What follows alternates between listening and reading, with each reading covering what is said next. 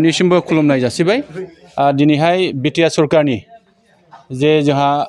Green Bodoland mission बिनि जोहै जा मोनफ्रोमबो गनायथि जानाय क्लाबफोरनो दिनै बिफां फुलि राननानै होनाय लेखा जोङो दिनैहाय नैबे जोंनि 14 नं चिरां दुवार समस्टिनि सिङाव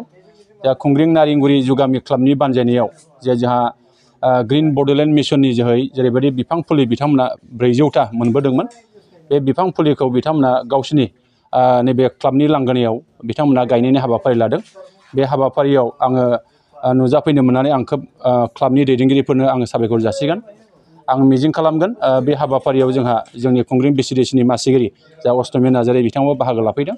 गामिनि रायजो राजा बिथांमोना निसय मैखोमै बाहागो लानानै बे हाबाफारिखौ बिथांमोना मावफुंनो सिगांदों आं बेखौनो खावलायगोन जे जोंहा बिटिआरनि मानव गेदेर गाहाय मावफुं सोद्रोमा गेदेमा प्रमद बर'नि मिशन आरो भिजन बेखौ बिथाङा दिनै मोनसे मोगथां महर होनो थाखाय जे बिथाङा ग्रीन बडलेण्ड मिशन बेनि गेजेरजों मोनफ्रोमबो क्लाबाव बा मोनफ्रोमबो ओनसोलाव जे बिफां गायनायनि जे जावरिखांनाय बेखौ बिथाङा लाबोनो सिगां दङ आरो थांनाय समाव आसामनि गिबि मन्थ्रि डक्टर हिमन्त बिश्व शर्माया अमृत बिस्क आन्दलननि गेजेरजों गोबां बिफां गायबाय आरो दिनै बिटिआर सरकारनि गेजेरजों बेबायदि बिथांखिनि गेजेरजों बिफां गायनानै जोंनि ओनसोलखौ सोमखोर खालामनायनि थांखि दङ आरो बे थांखिखौ दिनै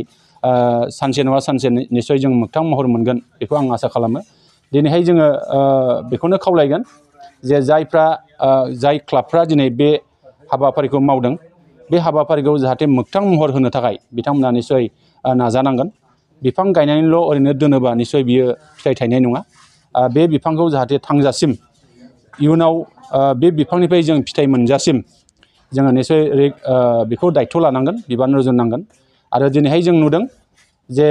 जोङो मोनसे समाव एसिया महादेशनि गेजेरावनो जोंनि नैबे ओनसोला बयजोंबो मिथिजानाय सोमखोर दंफां लाइफांजों बुंफबनाय होननानै जोङो मिथिगौमोन नाथाय बे ओनसोला दिनैहाय जोबस्रांनायनि लामायाव दिनै बेबायदि जोबस्रांनायनि थाखायनो जोंनि दैनि लेयाराबो गाहाय फारसे थांगासिनो दङ आरो बेबायदि जोबस्रांनायनि थाखायनो दिनै दुंखावनाय थासारिया दिनै बांबोगासिनो दङ जों दा नुदों मोनसे समाव नैबे बोथोराव एसे फुंनि समाव गोजांनाय थासारिखौ जों मोननो हायोमोन नाथाय दिनैहाय जों नुदों दासिमावबो गरमा 39-40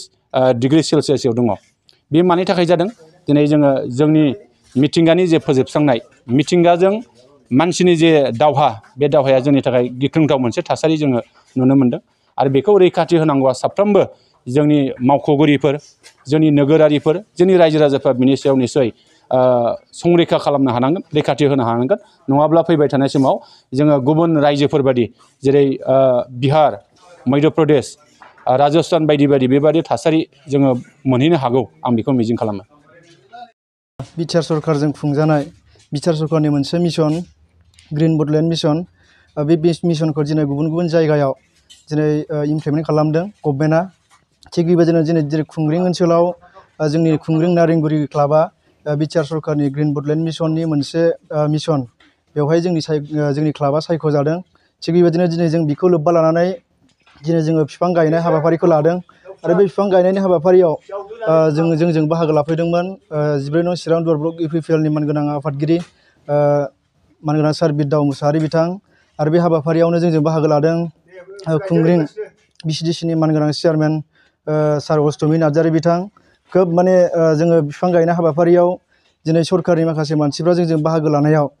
जों खोब गोजोननाय मोनदों आरो बेजों लोगोसे दिनै बे बिफां गायनायनि गेजेरजों जोंनि ओनसोलाव जोङो माबा मोनसे मेसेज होनो हायो नामा जिहेथु जोङो बिफां गायबाय बे बिफां गायनायनि ओंथियानो जाहैबाय दिनै जोंनि थासारिया माने दुंहाव थासारि जालांबाय बे दुंहाव थासारिखौ जोङो बोरैहाय मोजां खालामफिननो हायो मानोना दिनैनि दिनाव जोङो माने बुंनो हायो कि दिनै जोंनि खुंग्रिं ओनसोलाव आं गुबुनखौ बुंनो थाङा खुंग्रिं ओनसोलाव बिसेसखि दिनै मोनफ्रोमबो जों जेम होननाय सोदोब खोनाफेराखैमोन जल जीवन मिशन बेबायदि सोदोबखौ जों खोनाफेराखैमोन दिनै बे खुंग्रिं ओनसोलाव फैबाय दा जोंनि मानसिफोरा बुंनो थांगासिनो दं जे माने जायफोरा माने जे जायगायाव जोङो जेमा जादों बे जायगायाव जोंनि मानसिफ्रा बुंनो सानगासिनो कि दैनि अनजिमाया बे माबाखौ बसायोबा माने खोब माने दैनि अनजिमाया खम जालाङो दैनि बिबाङा खम जालाङो दा बेखौ नोजोर बोनानै जिहेथु जोंखौ माने फारफ्रोम बिथिङाव मोजां जाथों आरो दुंनायनिफ्राय जोङो रेहाय मोनथों आरो ग्रीन बडलेण्ड मिशननि जेरैबायदि थांखि जिहेथु जोङो मोजां बारहावा मोनजायो जोङो बेखौ आसा खालामदों आरो बेबायदि बिफां गायनाय हाबाफारिखौ जोंनो हरनायनि थाखाय आरो सायख'नानै हरनायनि थाखाय जोङो बिटिआर गभर्नमेन्टनिसिम जोंनि क्लाबनि जानानै खुंग्रिं नारेंगुरि जुगामि क्लाबनि जानानै जोङो बिटिआर गभर्नमेन्टनिसिम साबायखर बावहरदों। गोबां समाव रायजो राजाखौ दंफां लाइफां गायनायखौ जों नुनो मोनो नाथाय बिफां लाइफांखौ गायखांनायनि उनाव जोथोन लाया नोंथांमोननि क्लाबाव माबायदि जोथोन लागोन? दिनै जोङो माने बिटिआर सरकारा हरनाय जिहेतु बिफां फुलि जोंनो 400टा हरदों बे 400टा बिफांखौ जोङो माने क्लाब जानानै आरो ओनसोलनि मोनसे गेजेरनिनो गामि हिसाबै जिहेतु जोङो मोनसे क्लाबाव माबायदि एक्टिभिटिस मावनांगौ जोङो बेखौ माने जोङो गायजेननिफ्राय लानानै जोङो क्लाबा जिहेतु गोबां एक्टिभिटिस सिगांनिफ्राय मावबोबाय बेबादिनो जोङो दिनै बिफांखौ माने जेरैबायदि जोथोन लानांगौ जोथोन लानानै 400टानि गेजेराव जिहेतु 400टा बिफाङा जिहेतु मोजाङै थायो जों क्लाबनि जानानै जोङो बेखौ माने खोब आबाद खालामगोन होननानै जोंनि गेजेराव जोङो सावरायलायनायनि गेजेरजों जों दाख्लै डिसिसन लादों।